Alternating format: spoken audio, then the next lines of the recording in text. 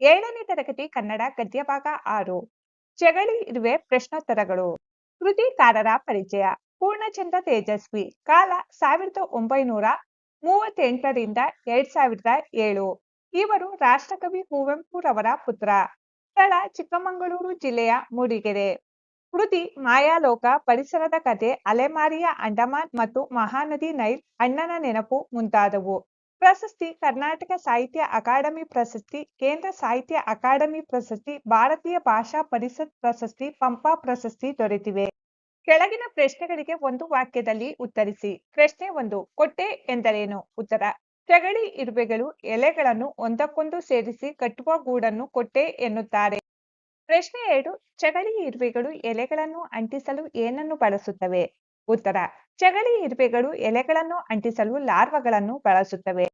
ಪ್ರಶ್ನೆ 3. ಇವು ತಮ್ಮ ಸಂಗಡಿಗರಿಗೆ ಯಾವ ರಾಸಾಯನಿಕದ ಮೂಲಕ ಸಂದೇಶಗಳನ್ನು ತಲುಪಿಸುತ್ತವೆ? ಉತ್ತರ: ಇವು ತಮ್ಮ ಸಂಗಡಿಗರಿಗೆ ಫಿರ್ಮೋನ್ ರಾಸಾಯನಿಕವನ್ನು ಗಾಳಿಯಲ್ಲಿ ಸಿಂಪಡಿಸುವುದರ ಮೂಲಕ ಸಂದೇಶಗಳನ್ನು ತಲುಪಿಸುತ್ತವೆ. ಪ್ರಶ್ನೆ 4. ಚಗಳಿ ಇರುವೆಗಳಂತೆಯೇ ಸಂಘ ಜೀವನವನ್ನು ನಡೆಸುವ ಇತರ ಜೀವಿಗಳು ಯಾವುವು? ಉತ್ತರ: ಚಗಳಿ ಇರುವೆಗಳಂತೆಯೇ ಸಂಘ ಜೀವನವನ್ನು ನಡೆಸುವ ಇತರ ಜೀವಿಗಳು ಜೇನುಹುಳು, ಕರಿಗೊದ್ದ, ಕೆಂಪು ಇರುವೆ ಇತ್ಯಾದಿ. ಕೊಟ್ಟಿರುವ ಪ್ರಶ್ನೆಗಳಿಗೆ 2-3 ವಾಕ್ಯಗಳಲ್ಲಿ ಉತ್ತರಿಸಿ. ಪ್ರಶ್ನೆ 1. ಚಗಳಿ ಇರುವೆಗಳ ಶಿಸ್ತಿಗೆ ಒಂದು ಉದಾಹರಣೆ ಕೊಡಿ. ಉತ್ತರ: ಚಗಳಿ ಇರುವೆಗಳು ಶಿಸ್ತಿನ ಸಿಪಾಯಿಯಂತೆ ಕೆಲಸ ಮಾಡುತ್ತವೆ. ಅವು ಕೊಟ್ಟೆಯನ್ನು ಕಟ್ಟುವ ರೀತಿಯನ್ನು ನೋಡಿದರೆ ನಿಜವಾಗಿಯೂ ಆಶ್ಚರ್ಯವಾಗುತ್ತದೆ. ನೂರಾರು ಇರುವೆಗಳು ಸೇರಿ ಎಲೆಯನ್ನು ಬಗ್ಗಿಸಿ ಒಂದರ ಕಾಲನ್ನು ಇನ್ನೊಂದು ಹಿಡಿದುಕೊಂಡು ಜೋತಾಡುತ್ತಾ ಕೊಟ್ಟೆಯನ್ನು ಕಟ್ಟುತ್ತವೆ.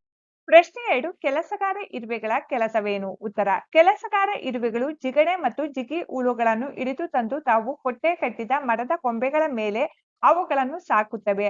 ಆ ಕೀಟಗಳ ಎಂಜಲು ಮೃದುವಾಗಿರುವುದರಿಂದ ಇರುವೆಗಳ ಆಹಾರ ಆಗುತ್ತದೆ. ಪ್ರಶ್ನೆ 3. ಚಗಳಿ ಇರುವೆಗಳನ್ನು ಹಿಮ್ಮೆಟ್ಟಿಸುವುದು ಮನುಷ್ಯರಿಗೂ ಏಕೆ ಕಷ್ಟ? ಉತ್ತರ: ಚಗಳಿ ಇರುವೆಗಳಲ್ಲಿ ಶಿಸ್ತು, ಧೈರ್ಯ ಮತ್ತು ಒಗ್ಗಟ್ಟು ಇರುವುದರಿಂದ ಇವುಗಳನ್ನು ಹಿಮ್ಮೆಟ್ಟಿಸುವುದು ಮನುಷ್ಯರಿಗೂ ಸಹ ಕಷ್ಟ. ಇವುಗಳನ್ನು ಹಿಡಿಯಲು ಹೋದರೆ ಅವು ಓಡುವುದಿಲ್ಲ, ಬದಲಿಗೆ ತಿರುಗಿ ನಿಂತು ನೆಗೆದು ಕಚ್ಚಲು ಸಿದ್ಧವಾಗುತ್ತವೆ. ಕೆಳಗಿನ ಪ್ರಶ್ನೆಗಳಿಗೆ 5-6 ವಾಕ್ಯಗಳಲ್ಲಿ ಉತ್ತರಿಸಿ. ಪ್ರಶ್ನೆ 1. ಚಗಳಿ ಇರುವೆಗಳು ತಮ್ಮ ಗೂಡನ್ನು ಹೇಗೆ ನಿರ್ಮಿಸುತ್ತವೆ? ಉತ್ತರ: ಚಗಳಿ ಇರುವೆಗಳು ಎಲ್ಲಿ ಗೂಡನ್ನು ಕಟ್ಟಬೇಕೆಂದು ನಿರ್ಧರಿಸಿ ಆ ಎಲೆಯನ್ನು ಬಗ್ಗಿಸಲು ನೂರಾರು ಇರುವೆಗಳು ಜಮಾಯಿಸುತ್ತವೆ. ಮೊದಲು 2-3 ಅಕ್ಕಪಕ್ಕದ ಎಲೆಗಳನ್ನು ಸೇರಿಸಿ ಪೊಟ್ಟಣ ಕಟ್ಟಿದಂತೆ ಚಿಕ್ಕ ಗೂಡು ಕಟ್ಟುತ್ತವೆ. ಇವುಗಳ ಸಂಖ್ಯೆ ಬೆಳೆದಂತೆಲ್ಲ ಮೇಲಿನ ಮತ್ತು ಅಕ್ಕಪಕ್ಕದ ಎಲೆಗಳನ್ನು ಹೊಂದಿಸಿ ಮಾಳಿಗೆಗಳನ್ನು ನಿರ್ಮಿಸುತ್ತಾ ಗೂಡನ್ನು ದೊಡ್ಡವನ್ನಾಗಿ ಮಾಡುತ್ತವೆ.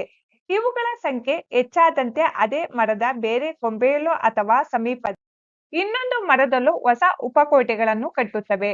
ನೂರಾರು ಇರುವೆಗಳು ಸೇರಿ ತಮಗಿಂತ ನೂರಾರು ಪಟ್ಟು ದೊಡ್ಡದಾಗಿರುವ ಎಲೆಗಳನ್ನು ಬಗ್ಗಿಸಿ ದಾರದಿಂದ ಅಂಚನ್ನು ಹೊಲೆಯುವಂತೆ ಕರಾರುವಕ್ಕಾಗಿ ಕೆಲಸ ಮಾಡುತ್ತವೆ.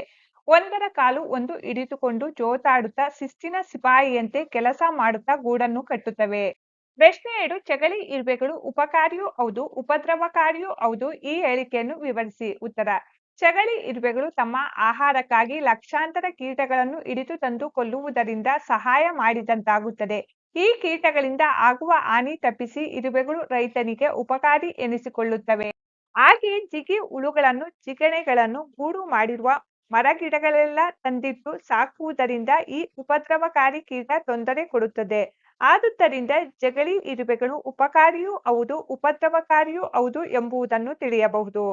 ಪ್ರಶ್ನೆ 3. ಕಷ್ಟಕ್ಕೆ ಹೆದರಿ ಓಡಬಾರದು, ತಿರುಗಿ ನಿಂತು ಎದುರಿಸಬೇಕೆಂಬ ಸಂದೇಶವನ್ನು ನಾವು ಇರುವೆಗಳ ಜೀವನದಿಂದ ಹೇಗೆ ಕಲಿಯಬಹುದು? ಉತ್ತರ: ಮನುಷ್ಯನೇನಾದರೂ ಜಗಳಿ ಇರುವೆಗಳನ್ನು ಹಿಡಿಯಲು ಅಥವಾ ಹಿಂಸಿಸಲು ಹೋದರೆ ಅವು ತಮ್ಮ ಸ್ವಾರ್ಥವನ್ನು ಮಾತ್ರ ನೋಡಿಕೊಂಡು ಓಡಿ ಹೋಗುವುದಿಲ್ಲ, ಅದರ ಬದಲಿಗೆ ತಿರುಗಿ ನಿಂತು ನೆಗೆದು ಕಚ್ಚಲು ಸಿದ್ಧವಾಗುತ್ತವೆ.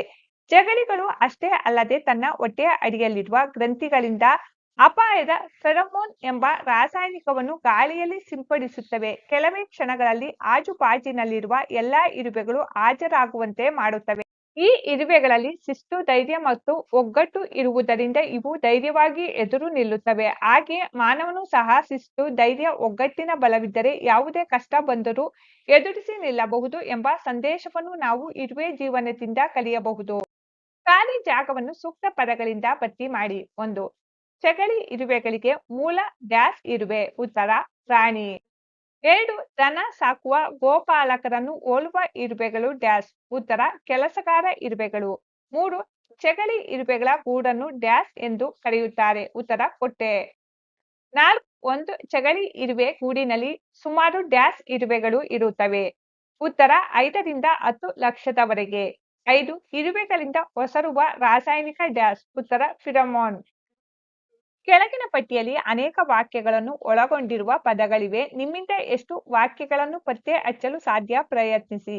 ಮಾದರಿ: ಮುಂಜಾನೆ ಬೇಗ ಏಳಬೇಕು. ಪತ್ತೆ ಹಚ್ಚಿರುವ ವಾಕ್ಯಗಳು: 1 ಭಾನುವಾರ ಶಾಲೆಗೆ ರಜೆ. 2 ಮುಂಜಾನೆ ಕೋಳಿಯು ಕೂಗುತ್ತದೆ.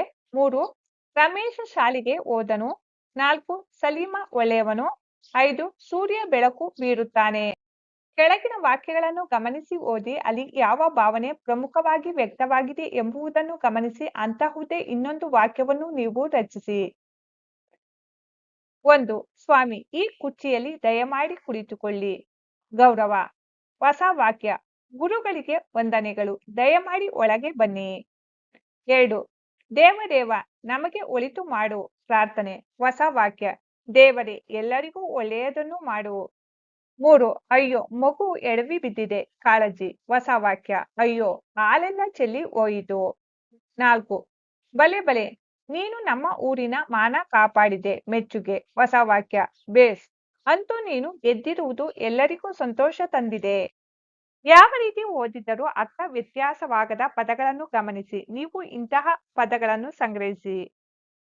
ಗದಗ, ಕಿಟಕಿ, ನವೀನ, ವಿಕಟಕವಿ, ಮದ್ರಾಸಿನ ಸಿದ್ರಾಮ, ಕುಟುಕು. ಅಂತಹುದೇ ಹೊಸ ಪದಗಳು: ನಯನ, ದಡದ, ಕನಕ, ನಮನ, ಜಲಜ, ಗುನುಗು.